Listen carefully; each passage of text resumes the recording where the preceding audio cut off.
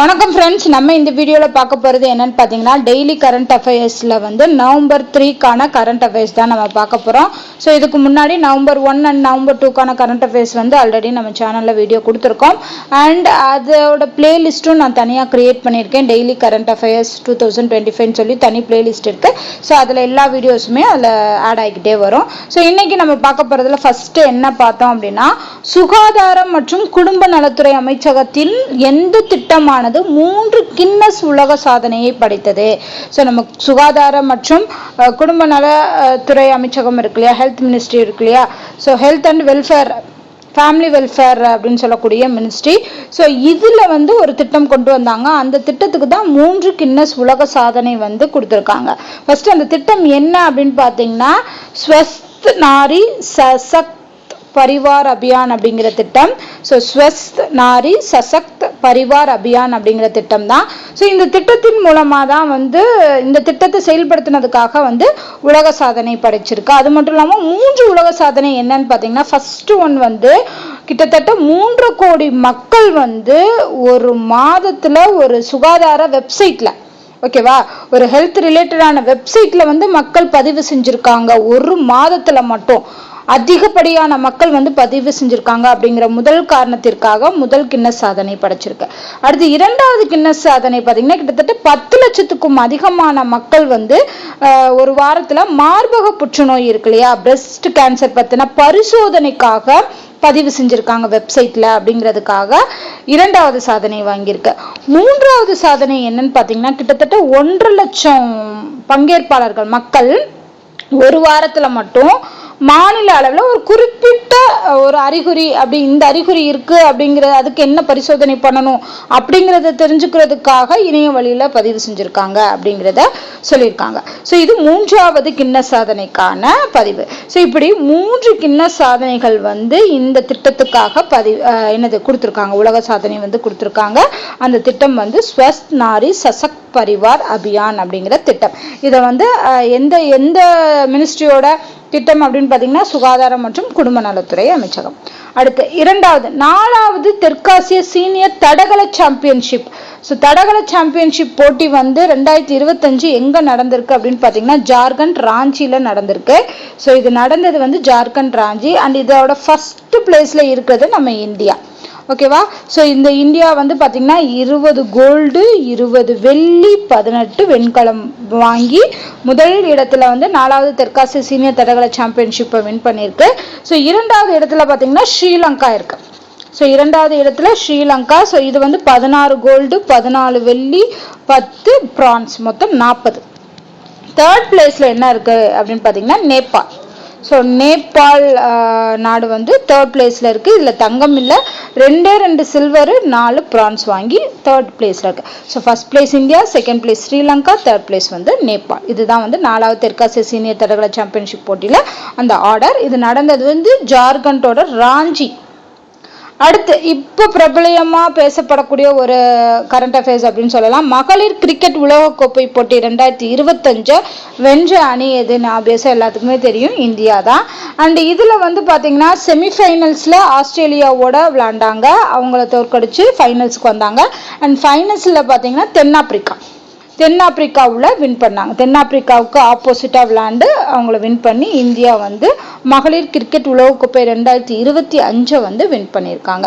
So மகளிர் cricket அணியோட captain யாரு அப்படின்னு பார்த்தீங்கன்னா, கர்மன் பிரீத் கவுர் அப்படின்னு சொல்லக்கூடியவங்க. ஸோ இவங்க தான் கேப்டனாக இருந்து இந்த மகளிர் உலகக்கோப்பையை வின் பண்ணியிருக்காங்க அப்படின்னு சொல்லலாம். ஸோ இதில் நிறைய விக்கெட்டுகளை வீழ்த்தின முதல் கிரிக்கெட் வீரர் அப்படிங்கிற அதாவது கிட்டத்தட்ட அவங்க 50 அடிச்சு 5 விக்கெட்டை வீழ்த்தியிருக்காங்க. ஸோ யாருன்னு பார்த்தீங்கன்னா தீப்தி சர்மா. ஸோ இது நாக் அவுட் ஆட்டத்தில் இவங்க வாங்கின அதிகபட்சது அப்படிங்கிறத சொல்லலாம், ஓகேவா. ஸோ இது மகளிர் கிரிக்கெட் உலகக்கோப்பையை பற்றின டீட்டெயில். அண்ட் அடுத்தது பார்த்தோம்னா, சர்வதேச சூரிய சக்தி கூட்டணி அப்படின்னு சொல்றாங்க, ஐஎஸ்ஏ அப்படிங்கிறது இன்டர்நேஷனல் சோலார் அலியன்ஸ் அப்படின்னு சொல்றது. ஸோ இதுல சர்வதேச சூரிய சக்தி கூட்டணி சபையோட 8வது அமர்வு எங்க நடந்திருக்கு அப்படின்னு கேட்டிருக்காங்க. ஸோ 8வது அமர்வு நடந்த இடம் எதுன்னு பார்த்தீங்கன்னா நியூ டெல்லி தான். ஓகேவா? ஸோ நியூ டெல்லியில் தான் வந்து இந்த கூட்டம் வந்து நடந்திருக்கு. சர்வதேச சூரிய சக்தி கூட்டணி சபை இதுக்கான 8வது அமர்வு வந்து நடந்தது நியூ டெல்லியில். அடுத்த கொஸ்டின் வந்து கடந்த 5 ஆண்டுகளில் தமிழ்நாடு உற்பத்தி செய்த புதுப்பிக்கத்தக்க ஆற்றலின் அளவு. ஸோ புதுப்பிக்கத்தக்க ஆற்றலோட அளவுங்கிறது எவ்வளோ ஜிகாவாட்ஸாக இருக்குது அப்படின்னு சொல்லியிருக்காங்க. ஸோ இது வந்து டோட்டலாக வந்து எவ்வளோ ஜிகாவாட்ஸ் அப்படின்னு பார்த்தோம்னா 10 ஜிகாவாட்ஸாக இருக்குது. புதுப்பிக்கத்தக்க ஆற்றல் அப்படின்னா ரினியூவபிள் ரிசோர்ஸஸ். ஓகேவா? ஸோ இந்த சூரிய ஒளி மூலமாக கிடைக்கிறது, தண்ணி மூலியமாக கிடைக்கிறது, அண்ட் அணு ஆற்றல் மூலமாக கிடைக்கக்கூடிய ஆற்றலோட அளவு அப்படிங்கிறது வந்து 5 வருஷத்துல தமிழ்நாடு உற்பத்தி செய்தது வந்து 10 ஜிகாவாட்ஸ். நல்லா ஞாபகம் வச்சுக்கோங்க, ஜிகாவாட் ரொம்ப முக்கியம், 10 ஜிகாவாட். ஸோ அடுத்த கேள்வி வந்து தமிழ்நாட்டில் மொத்த நிறுவப்பட்ட மின் உற்பத்தி திறனில் சுமார் எத்தனை சதவீதம் தற்போது புதுப்பிக்கத்தக்க மூலங்களிலிருந்து பெறப்படுகிறது? ஸோ நம்ம தமிழ்நாட்டில் மொத்தமாக நிறுவுறோம் இல்லையா மின் உற்பத்தி.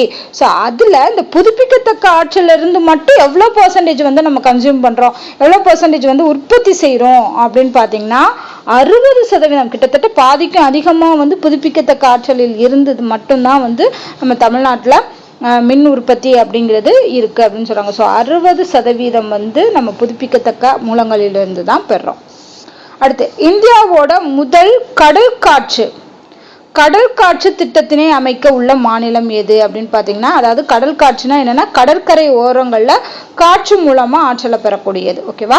ஸோ முதல் கடல் காற்று திட்டத்தை அமைக்க உள்ள மாநிலம் நம்ம தமிழ்நாடு தான். ஏன்னு பார்த்தீங்கன்னா தமிழ்நாடோட கடற்கரை பகுதிகளில் தான் வந்து அதிகமான காற்று மூலமா வந்து என்னது மின் உற்பத்திங்கிறது நடைபெறுது. அப்படி ஆல்ரெடி அதை வந்து பண்ணிக்கிட்டு தான் இருக்கோம். எங்கெங்க பார்த்தீங்கன்னா கிட்டத்தட்ட 35 ஜிகாவாட் வரைக்கும் நம்ம வந்து கடல் காற்று ஆற்றலை தான் வச்சு பயன்படுத்திக்கிட்டு இருக்கோம். ஸோ அதனால மேலும் வந்து என்ன பண்ணியிருக்காங்க, முதல் கடல் காற்று திட்டத்தை வந்து தமிழ்நாட்டில் வந்து கொண்டு வர போறாங்க. அடுத்து 25,500 மெகாவாட்டுகளுக்கு மேல் நிறுவப்பட்ட புதுப்பிக்கத்தக்க எரிசக்தி உற்பத்தி திறனுடன் தமிழ்நாடு வந்து தேசிய அளவில் எந்த இடத்துல இருக்கு? நம்ம இந்தியாவுக்கூட கம்பேர் பண்ணும்போது 25,500 மெகாவாட்டுகளுக்கு.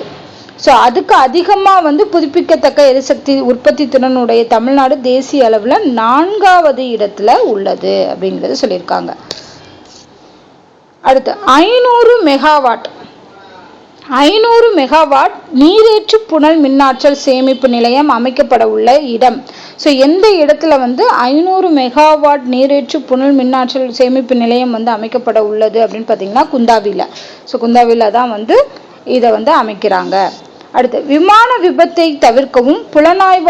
தவிர்க்கக்கூடிய புலனாய்வாளர்கள் மற்றும் விமான வல்லுநர்களுக்கு பயிற்சி அளிப்பதற்காக இந்தியா தனது முதல் தேசிய விமான பாதுகாப்பு மையத்தை வந்து அமைக்கிறாங்க. அண்ட் எந்த வருஷம் வந்து இதை ஸ்டார்ட் பண்ண போறாங்க அப்படின்னு பார்த்தீங்கன்னா 2025 தான்.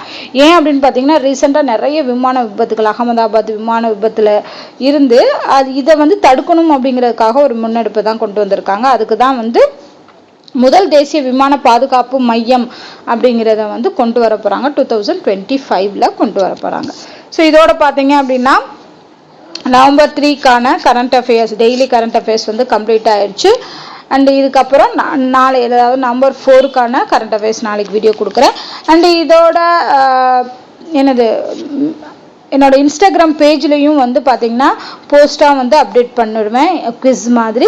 ஸோ அதையும் நீங்கள் பார்க்கணும் அப்படின்னா நம்மளோட இன்ஸ்டாகிராம் பேஜை வந்து ஃபாலோ பண்ணுங்கள், லேடிஸ் ஸ்டஃப் TNPSC அப்படின்னு இருக்கும்.